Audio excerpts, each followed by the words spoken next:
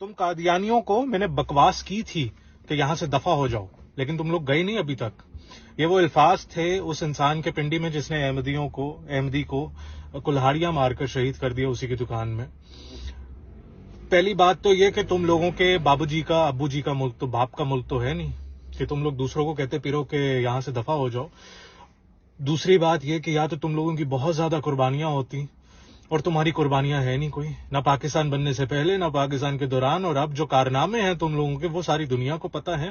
تم جس ملک میں بیٹھ کر تشن دکھا رہے ہو نا، وہ ایک ایکس مرزائی کے خواب پر بیٹھے ہو جس کو تم آج علامہ اقبال کہتے ہو، ایک شیعہ کی جستجو پر بیٹھے ہو، اسماعیلی کے کانٹیکٹس پر بیٹھے ہو، ظفر اللہ صاحب کی محنت پر بیٹھے ہو. یہ وہ لوگ تھے جنہوں نے ملک بنایا.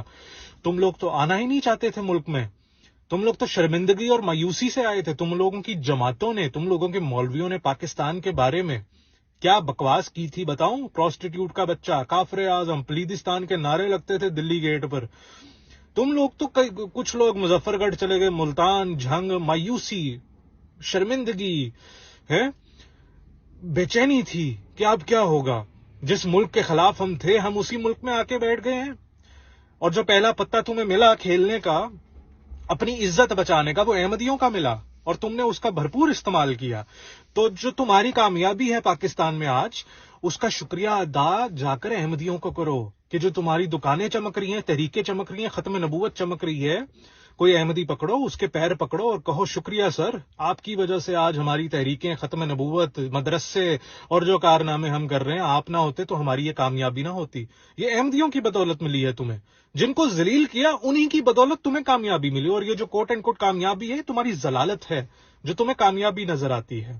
اور مان لیتے ہیں چلے کہ احمدی جو ہیں وہ ڈرامے کرتے ہیں، مسجد میں جا کے کیرم بورڈ کھیلتے ہیں، نماز وغیرہ نہیں پڑھتے کیونکہ برٹش کا لگایا ہوا پودا ہے. 100 سال سے اوپر کی تاریخ ہے. مجھے یہ بتائیں کہ 100 سال سے اوپر کی تاریخ میں اتنے بندے تم لوگوں نے ان کے شہید کیے ہیں، اتنی ورسٹ پرسیکیوشن تم لوگ کر رہے ہو، لیکن یہ کیسا ڈرامہ ہے، کیسی فلم ہے کہ یہ ہٹ ہی نہیں رہے. جس فیملی میں سے ان کا شہید ہوتا ہے بندہ احمدیوں کا، وہ اپنے خلیفہ کو، حضور کو لیٹر لکھتا ہے کہ کاش مجھے بھی یہ مقام مل جائے شہادت کا. دھڑا دھڑ لوگ ملاقاتوں اور حضور کو لیٹر لکھتے ہیں کہ ہمارے لیے دعا کرے کہ ہم بھی شہید ہوں. یہ کس قسم کا ڈرامہ ہے؟ تمہاری والی شہادت نہیں جو تم سٹیٹ پراپرٹی کو آگ لگا کر، ملک کو چکا جام کر کے ہیں، لوگوں کی گردنیں کاٹ کر، مشال خان کو نیچے گرا کر، جنید حفیظ کو جیل میں ڈال کر، بچوں کا ریپ کر کے، پولیس کی گولیاں کھا کر تم لوگ کہو کہ وہ ہم شہید ہو گئے، عاشق رسول تھے ہم ہیں. اشفاق مسیح کو جیل میں ڈال کر ڈیتھ سینٹنس دے کر تم لوگ کہو کہ وہ ہم اس راہ میں شہید ہو گئے. یہ ضلالت کی موت ہے، یہ شہادت نہیں ہے. شہید تو وہ ہو رہے ہیں، احمدی ہو رہے ہیں. شہید تو ہزارہ شیعہ ہو رہے ہیں، مسیحی برادری کے لوگ ہو رہے ہیں. تمہاری شہادت ضلالت ہے، شہادت نہیں ہے وہ. اور جو تم کلہاڑیاں اور جو تم ہتھیار احمدیوں کے خلاف استعمال کر رہے ہو، وہ کلہاڑی ہو، وہ بندوق ہو، وہ چپیڑ ہو، وہ قیامت کے دن ایسی بوتھے پہ تمہارے لگے گی نا کہ تمہیں یاد آ جائے گا. اور آخری بات، اللہ کی جو مخلوقات ہے نا، اس میں کیڑے مکوڑے بھی ہیں، اس میں زہریلی چیزیں بھی ہیں، اس میں سور بھی آتے ہیں. And there is a very beautiful reason کہ حضور صلی اللہ علیہ وسلم نے ان تمام مخلوقات میں سے تم لوگوں کو، مولویوں کو، عالموں کو، عالم دین کو سب سے بدترین مخلوق قرار دیا ہے پوری کائنات کے نیچے.